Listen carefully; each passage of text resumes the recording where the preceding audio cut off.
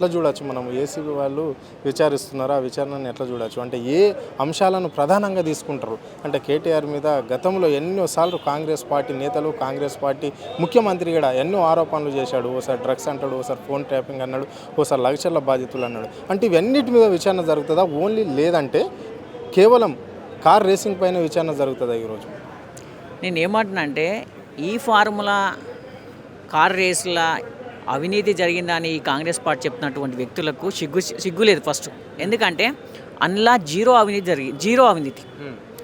ఒకటి గుర్తుపెట్టుకోండి, ఎఫ్ఈఓ అనే సంస్థకు 55 కోట్లు ఏ విధంగా పోయినాయి? ఒక వ్యక్తి ద్వారా పోయినాయో ఇంకెటు పోలేవు కదా. ఒక బ్యాంకు అకౌంట్ నుంచి బ్యాంక్ ద్వారా పోయినాయి.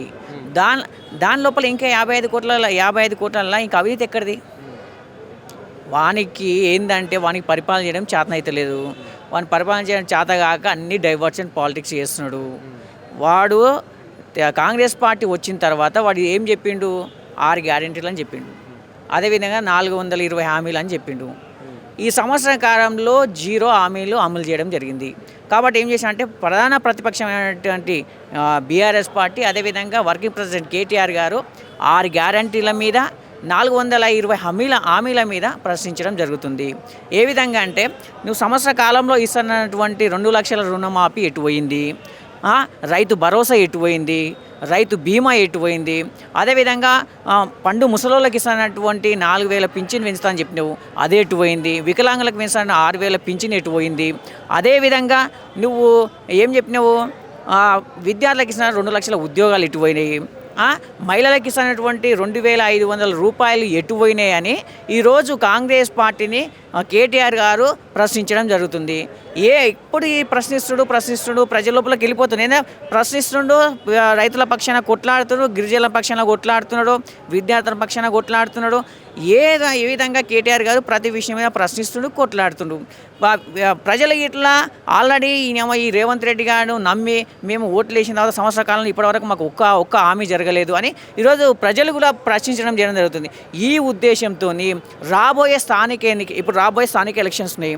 ఆ స్థానిక ఎలక్షన్లో కాంగ్రెస్ పార్టీ డిపాజిట్ వస్తుందో రాదో అనే భయంతో ఇది కేటీఆర్ గారు ప్రశ్నిస్తుంది. కాబట్టి ఈయన ఎటు తిరిగి అయినా కానీ లోపలేయాలి, ఎటు తిరిగి ఈయన మీద కేసులు పెట్టాలి, ఈయనను మాట్లాడకుండా చేయాలనే ఉద్దేశంతో మాత్రమే ఓన్లీ డైవర్షన్ పాలిటిక్స్లో భాగంగా చేసాం తప్ప. కానీ ఇంకోటి ఏంటంటే ఒకటి మనకి తెలియదు. ఎందుకంటే మనోడు తెలంగాణ ఉద్యమం లేడు, అప్పుడు కేసులు అనుభవించలేడు, తెలంగాణ ఉద్యమం మీద పోరాటం చేయలేడు. బీఆర్ఎస్ పార్టీ అయినా కానీ టీఆర్ఎస్ పార్టీ వర్కింగ్ ప్రెసిడెంట్ గారు ఉద్యమంలో కొట్లాడిండు. ఎందుకంటే ఇది ఉద్యమాల గడ్డ, పోరాట గడ్డ. ఉద్యమాల కొట్లాడి కేసులు భరించారు, జైల్లోకి పోయిండు. తెలంగాణ సాధించినాం మేము. అప్పుడున్న కాంగ్రెస్ పార్టీ ఎన్ని కేసులు పెట్టినా ఏం చేసినా మేము సాధించినాము తెలంగాణ.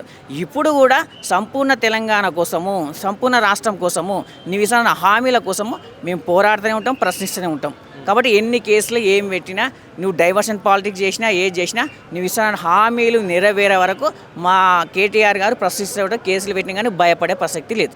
అంటే ఇప్పుడు కేటీఆర్ అరెస్ట్ అయితే బీఆర్ఎస్ శ్రేణుల పరిస్థితి ఏంటి? రాష్ట్రంలో ఎవరు ముందుండి నడుపుతున్నారు?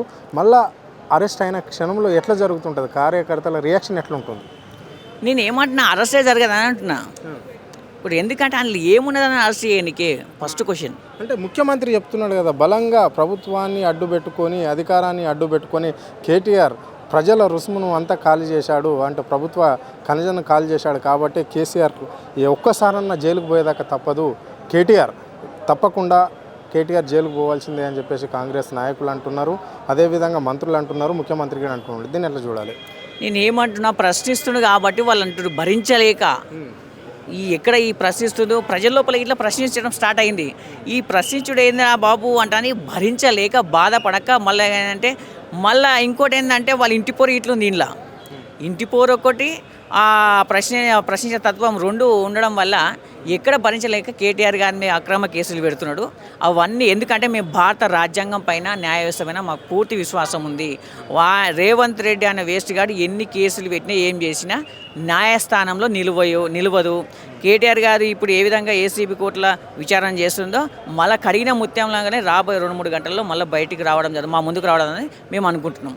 అదేవిధంగా ఇప్పుడు చూడండి, గుర్తుపెట్టుకోండి, రేవంత్ రెడ్డికి నేను ఒకటే చెప్తున్నా, అరే బాబు నీకు పరిపాలన చేయడం చేత కాకపోతే వేరేళ్ళకి ఇరా బాబు, వేరే వాళ్ళని చేస్తారు. అంతేగాని నువ్వు అడ్డంగా దొరికిన దొంగవు, నువ్వు సూట్ కేసు డబ్బులకు వేరే వాళ్ళని కొనుగోలు విషయంలో దొరికినవు, నిన్ను జైల్లో పెట్టిర్రు, నువ్వు చేసిన తప్పుకు జైల్లో పెట్టిర్రు. నువ్వు జైలుకు పోయినంత మాత్రాన వేరే వాళ్ళని ఇట్లా జైల్లో పెట్టాలి, వేరే వాళ్ళకి ఇట్లా కేసులు పెట్టాలి, వేరే వాళ్ళకి ఇట్లా అది ఇవ్వాలని అనుకుంటే ఎట్లరా బాబు? నువ్వు ప్రజాస్వామ్యమా ఇది? ఇంకేంద్రా నాయన?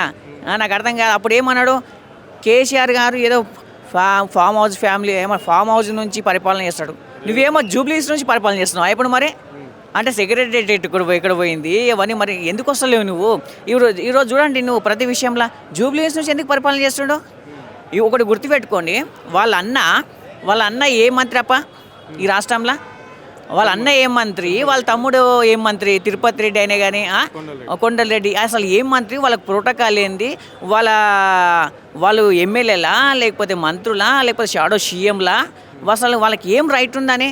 ఈరోజు కొడంగల్లో మొత్తం ఏదో అతనే ఎమ్మెల్యే తీరు చెక్కులు పంపించేయడం కానీ, శంకుస్థాపన చేయడం కానీ, నీకేం రైట్ ఉందిరా బాబు? ఇది మన కుటుంబ పాలన అనుకుంటున్నావా? అప్పుడు ఏదో టీఆర్ఎస్ పార్టీ అప్పుడు ఏదో కుటుంబ పాలన అని మొత్తుకున్న కుక్క తీరు ఇప్పుడేమో నీ కుటుంబ పాలన. నీ అన్ననేమో ఆడనేమో షాడో ఎమ్మెల్యేగా మంత్రిగా చేస్తుంటాడు, నీ తమ్ముడేమో కొండలరెడ్డి ఈడ సెటిల్మెంట్లు దందాలు అని ఈడ చేస్తాడు. బిడా ఖబర్దార్ రేవంత్ రెడ్డి, నేమో కుటుంబ పాలన అనుకుంటున్నావా, లేకపోతే నీ ఇంట్లోకించి జూబ్లీస్ పరిపాలన అనుకుంటున్నావా? ఇది ప్రజాస్వామ్యం, తెలంగాణ గడ్డ, ఉద్యమాల గడ్డ. నిన్ను ఎట్టి పరిస్థితుల్లో 6 గ్యారెంటీలు అమలు అయ్యే వరకు, 420 హామీలు అమలయ్యే వరకు బీఆర్ఎస్ పార్టీ పక్షాన కేటీఆర్ గారు ప్రశ్నిస్తూనే ఉంటాడు. నువ్వు ఎన్ని కేసులు పెట్టినా భయపడే వరకు, ప్రజలకు నువ్వు ఇస్తున్న హామీలు నెరవేరే వరకు మా ప్రజల పక్షాన పోరాటం చేస్తాము. ఖబర్దార్ రేవంత్ రెడ్డి, నిన్ను ఎట్టి పరిస్థితుల్లో రాబోయే ఎలక్షన్లో నీ పార్టీకి డిపాజిట్ గల్లంతా అవుతుందని నేను ఘంటాపదంగా చెప్తున్నా.